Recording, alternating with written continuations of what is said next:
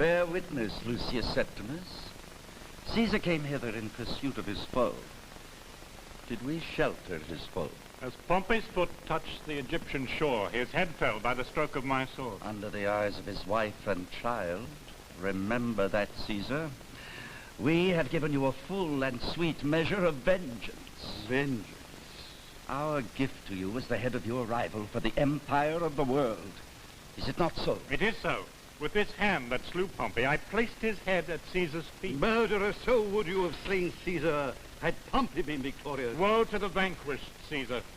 When I served Pompey, I slew as good men as he, only because he had conquered them. His turn came at last. The deed was not yours, Caesar, but ours. Thanks to us, you keep your reputation for clemency and have your vengeance, too.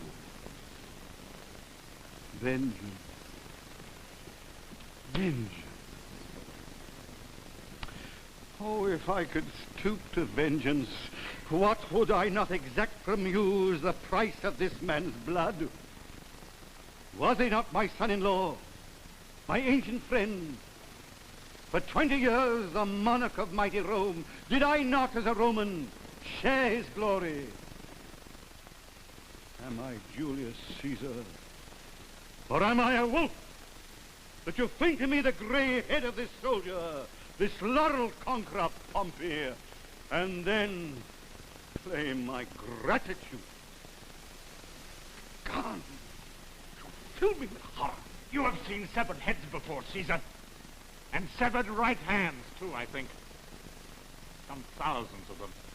In Gaul, after you vanquished Vercingetorix. Did you spare the noble Vercingetorix, you with all your noble clemency? Was not this vengeance? No, by the gods, would that it had been! Vengeance, at least, is human. Oh, what a fool was I then. To think that men's lives should be at the mercy of such fools. Lucius Septimus, pardon. Why should the slayer of Vercingetorix rebuke the slayer of Pompey? You're free to go.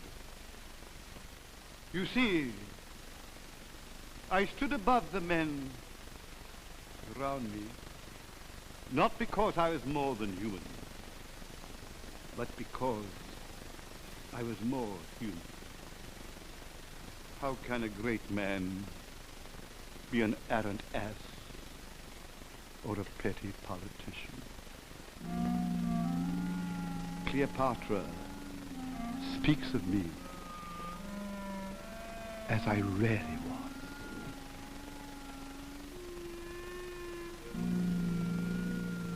Cleopatra, what they tell me is true. You are changed. Do you speak with Caesar every day for 6 months, and you will be changed? It is the common talk that you are infatuated with this old man. Infatuated? What does that mean?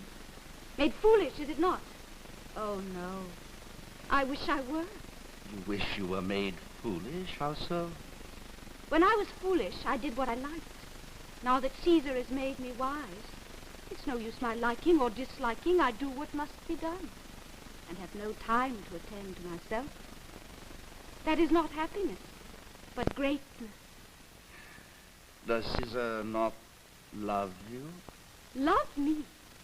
Pothinus, Caesar loves no one. Who are those we love? Only those whom we do not hate. All people are strangers and enemies to us except those we love. But it is not so with Caesar. He has no hatred in him. He makes friends with everyone as he does with dogs and children. His kindness to me is a wonder. Neither father, mother, nor nurse have ever taken so much care for me, or thrown open their thoughts to me so freely. Well, is this not love? What? When he will do as much for the first girl he meets on his way back to Rome? Ask his slave. He's been just as good to him. Nay, ask his very horse. His kindness is not for anything in me.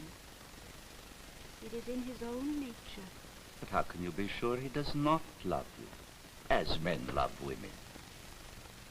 Because I cannot make him jealous. I have tried. I do not understand this man. You understand Caesar? How could you? Yes, how could he? You see, most men could not understand Caesar. And they still don't.